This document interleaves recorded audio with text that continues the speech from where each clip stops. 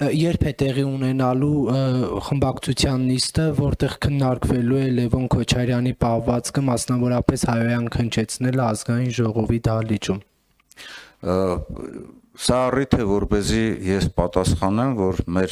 խմբակցության նիստերը լինում են պլանային, հերթական եւ նաեւ իրադրության հետ կապված նաեւ արտահերթ նիստեր են տեղի ունենում, որտեղ որ մենք քննարկում ենք տարբեր հարցեր, հատկապես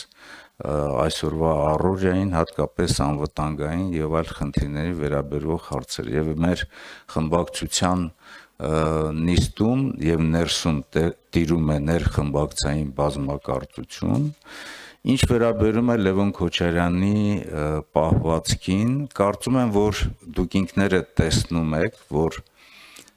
այսօրվա իրականության մեջ բավականին թիրախավորել են եւ աննպատակ եւ տարբեր առիթ չեն օգտագործում քաղաքացիական պայմանագիր խմբակցության անդամները, նաև անհարկի անունը նշելու, մեղադրելու Լևոն Քոչարյանին եւ Լևոն Քոչարյանի գործունեությունը նպատակաուղղված է մեր խնդիրներին։ Լևոն Քոչարյանը ելույթ ունեցավ հանգիստ, շատ սառնասրտորեն արտահայտեց իր տեսակետը եւ պատասխանեց այն անտեղի գործողություններին, որ վերջին շրջանում հրահրել էր ինքը անձամբ Նիկոլ Փաշինյանը, եւ որ ասում էր, որ դուք բոլորդ պետք է գնաք ԱԱԾ-ի պատվալներ, համբալ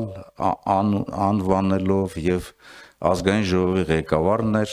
մեր կին падգամավորին ասում, որ ձեզ դուրս կշպրտեմ, այսինքն խոսույթ, որ անթույլատրելի է զուտ նաև մարդկային հարաբերություններում եւ անթույլատրելի է նաև երկրի ղեկավարներին, իրենք անձնական օրինակով դա հրահրել են։ Կարծում եմ, որ զայրույթից բռնկված է եղել Լևոն Քոչարյանի այդ խոսքը, ինքը